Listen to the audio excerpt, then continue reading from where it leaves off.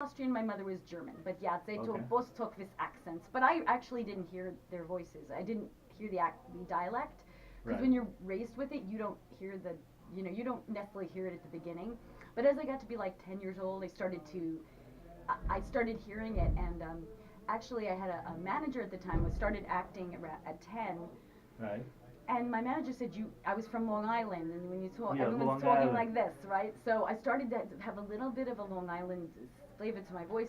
The manager said, you cannot do that if you're going to be in the entertainment business. You have to have a more United States voice, mid-American voice. So I started watching the news and learned to speak without an accent. I learned to speak news. So you watch, because in Better Off Dead, Yes. the Japanese guy learned how to speak English watching Haruko Cell. That's right. That's so right. You did it so in a similar way. Can I just say something that has never occurred to me until right now? It's absolute truth. There you go. You have, at this one moment, we have actually made it full circle, and yes, it is true. You can learn to speak by watching television. Wow, that's amazing. Without a dialect, that's amazing. And thankfully you weren't listening to Haruko Cell, you were listening to... because if I had done that, I would be talking like this. Right? Yes, you listened to... And so you were a model? Yes, I started with a preteen model. Yes, I did. Oh my gosh. I did catalog work. Penny's and Sears and Macy's.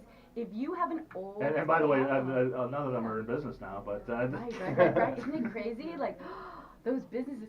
but they were huge then. Right, Macy's, Sears catalog. If you have like a catalog from the 70s, I was probably in that. Oh, wow. Because I did modeling from, 70, like I'd say 70 to 72, like 70 to 1972, something like that. Wow. But I did fashion shows and modeling. I did a fashion show for Waldorf Astoria, had a fake fur fashion show at the Waldorf Astoria. And what was funny was that was like the first fake fur show that they had. Everything was real fur up until that fashion show. Wow. And there were all these big fashion models walking down it, and I was dressed in a little coat, and I was maybe, 12 or 11. It was just really funny. But fun experiences. Just modeling was really a great start for being in the entertainment business, because what it actually taught me was self-control, body control. I mean, I kind of learned that from ballet. Right. But you do learn body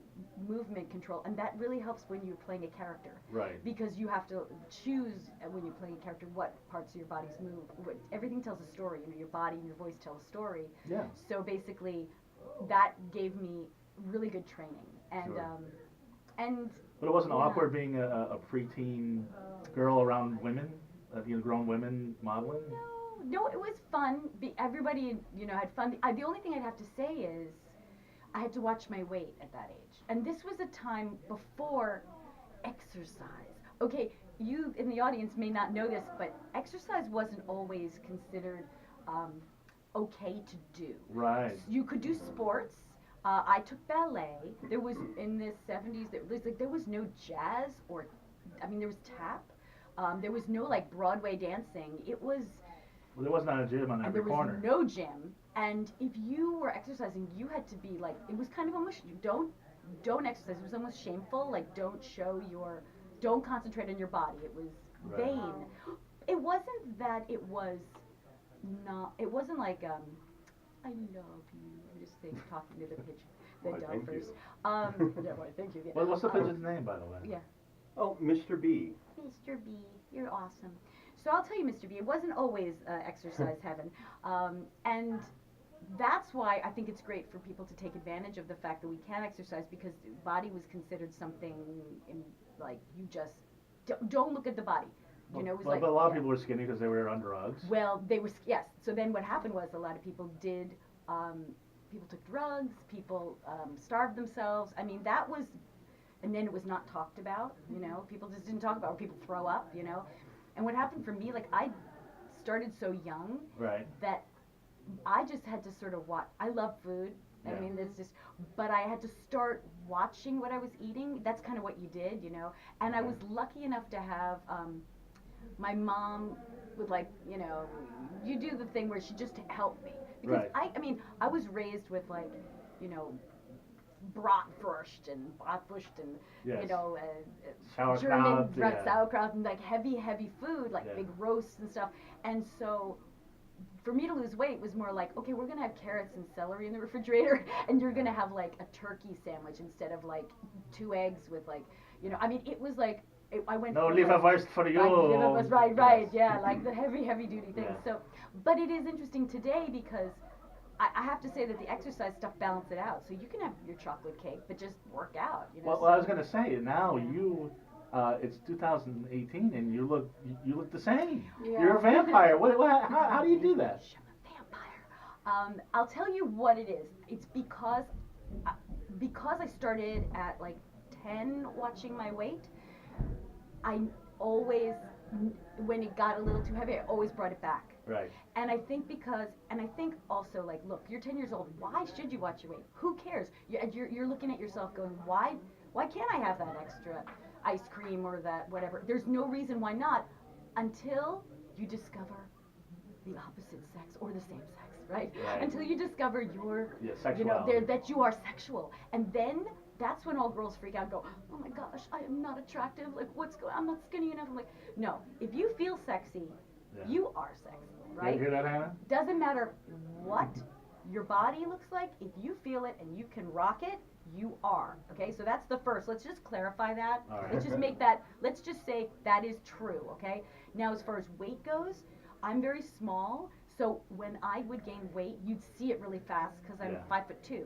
Right. But somebody who's taller, they may have to gain 10 pounds to see it, or 20 pounds. Do you know what I'm saying? Right. So for me, because I was doing modeling, and honestly, I wanted to be an actress so badly. I was like, Really?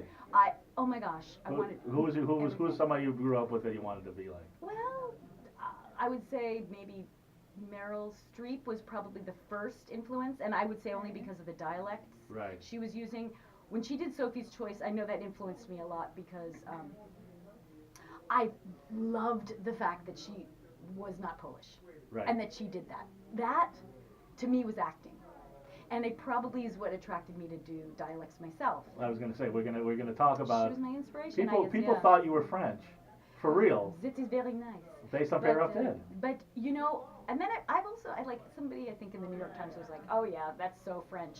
But the other thing about dialects, which you don't know until you're an actor and doing it, is just because you can do it very realistically doesn't mean that it's the tone of what you're doing, nor does it mean that people can understand what you're doing. Right. Like, I did a German accent for something, and it was so real, but it was so hard to understand.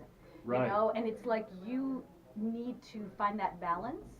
And are we looking at, now, if you are doing someone's life and you are trying to portray someone as they really are, well, then you know you have to do your best. But you have to think about that. But when you're creating a character that's your own, you just have to embody it. You have to dial it back a little bit so everybody can understand. I mean, acting, to me, really good acting, when I look at it, is your body and voice are telling a story, and the story they're telling, the better the actor, the more the detail is, and the more obviously you make it your own, and you become that, and you access yourself. Right. And I think it's easier for me to act in a way now because I know myself better. Right.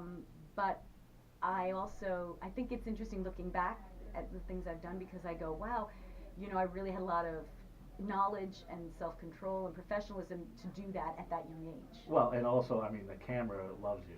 A close-up of you. Well, the cinematographers too. I was like, the close-ups of you and Better Off Dead Aww. and Last American Virgin, are just amazing. Thank you. Yeah. But magic's like that. You have to use your body and your voice to tell a story. Yep. It's all, yes. So- There's directions and pointing and misdirections and stuff like So that. when did you first get into magic, and who inspired you? I didn't know I could do it. I mean, I don't have this wonderful story of when I was 9 and I had an uncle that pulled the cord out of the ear or anything like that. I started when I was after my first deployment. Right. You were an Iraq War veteran. Actually, further back than that. Oh, okay. I'm a vampire as well. No, Civil War. I mean. No, okay, yeah. Not that far back. The No, Spanish American 1991. War, 1991, actually, Desert Storm. The first Gulf War. I was in the first iteration. Right. Oh, that's okay, right? That's Can I have the coffee? Yeah. Yeah, that's okay. Gonna jump into the coffee there. Okay, go ahead. But that's amazing through Desert Storm. Wow. Yeah, the That's first when one. you started to. Were you Oh, doing it was it after that, after I got back, and I was questioning